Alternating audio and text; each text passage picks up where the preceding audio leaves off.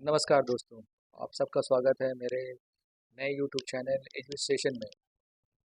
इस चैनल में हम अलग-अलग विषयों के बारे में बात करने वाले हैं, अलग-अलग सब्जेक्ट्स के बारे में बात करेंगे, डिटेल में बात करेंगे और इसमें आपको जीवन के लगभग हर पहलुओं से संबंधित हर एक चीज़ के बारे में आपको जानकारी प्राप्त होगी।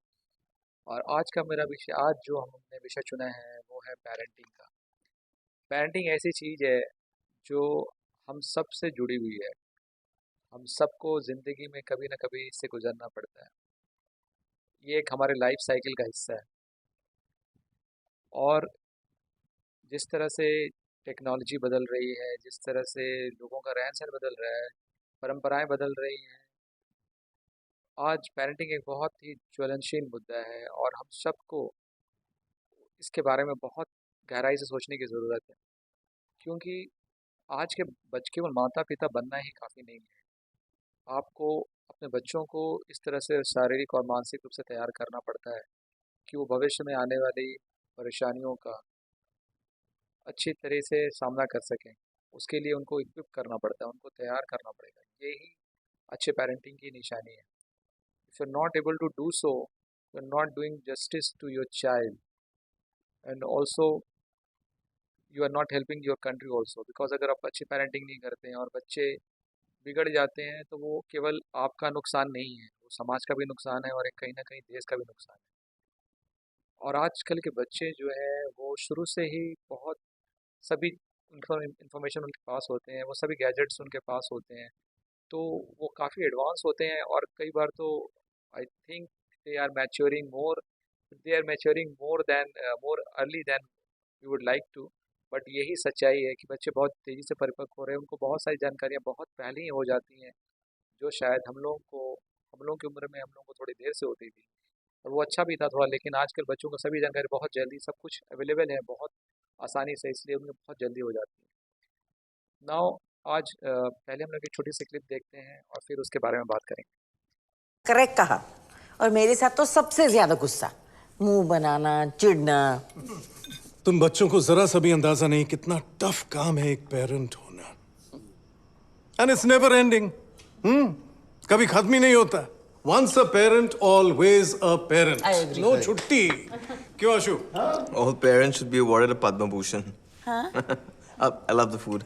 या नाइस, थैंक तो खत्म कर दो ना, जस्ट एंड इट। क्या? पेरेंट होने का काम खत्म कर दो ना। बच्चे पालना इतना टफ काम है तो जस्ट एंड इट ना, जस्ट एंड इट। किसने कहा है पेरेंट्स बने रहने को? किसने कहा है?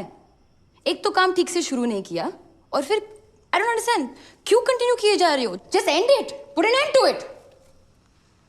जब बच्चों को आपकी सबसे ज्यादा जरूरत होती है तब आप आराम से छोड़ के चले जाते हो और फिर पूरी लाइफ ऐसे कंप्लेन करते रहते हो कि ये मुंह बनाती है, ये करती है, वो करती है। बच्चे पैदा करने का आइडिया किसका था?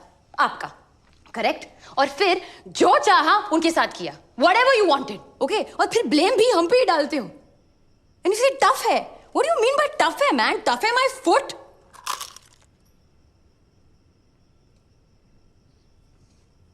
How can you just abandon me? कैसे किया आपने ये? हाँ, कैसे किया आपने ये? मुझे छोड़ के कैसे जा सकते थे आप दोनों? पापा आप कितना भी मार लो, लेकिन मैं तो नहीं सुधरूंगा।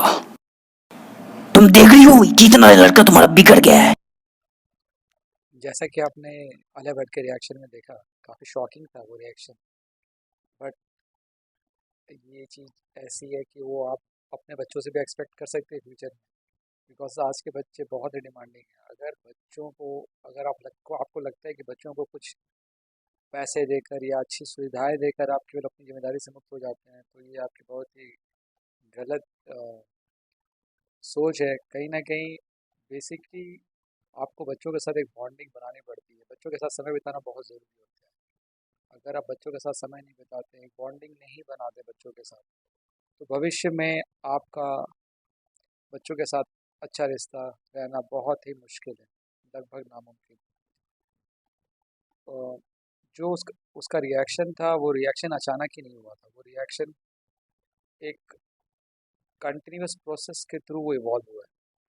उसे लगातार उसको लगता रहा बचपन से ही कि उसके माँ पिताजी उससे अ, जैसे जान छुड़ा के नानी के पास छोड़ के वो उसके चले गए थे, तो हमेशा अपने माँ पिताजी की कमी उसे खलती रही, और उसी कमी का जो परिणाम था वो उस विचारों में व्यक्त हुआ जो कि उसने इस क्लिप में नज़र आया।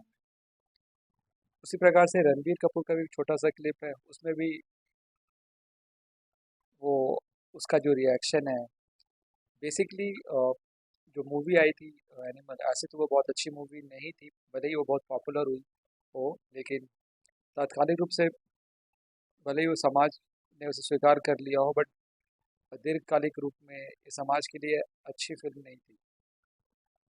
पर फिर भी उसमें जो एक बच्चे का ट्रांसफॉर्मेशन है कि वो किस प्रकार से अपने पिता का अटेंशन पाना चाहता है, और उस अटेंशन पाने के क्रम में ही वो उस किस प्रकार से एक नॉर्मल इंसान से बिल्कुल जानवर की तरह बन जाता है, और उसे किसी की भी जान लेने में कोई भी झिझक नहीं होती। ये सब इसी वजह से हुआ क्योंकि उसे अपने पिता का जो प्यार और समय चाहिए था बचपन में, वो उसे नहीं मिला। तो हम सबको ये बहुत ज़रूरी है, बहुत महत्वपूर्ण और सोचने के लिए एक बहुत महत्वपूर्ण विषय है कि किस प्रकार से बच्चों का पालन पोषण सही हो और वो सही नागरिक देश के बन सके। और क्योंकि वो जब अच्छे इंसान बन पाएंगे तो वो हमारे लिए तो फ़ायदेमंद होगा ही, और देश के लिए भी बहुत फ़ायदेमंद होगा। और मेरे अब कुछ विचार हैं जो मैं इस वीडियो के अंत में आपको नज़र आएंगे, और उम्मीद है आपको उससे कुछ ज़रूर अच्छे टिप्स मिलेंगे आपके फ्यूचर बच्चों का पेरेंटिंग करने में। धन्यवाद। Going on in our society. As a parent, we are expecting too much from our children. We are putting too much pressure on them. Don't pressurize them, because if you don't appreciate their achievements, how small it may be, then their confidence will never develop. They will be basically feeling unwanted. They will feel unwanted, and that feeling will take away them from your side, in the sense they will keep moving away from you, and they will look for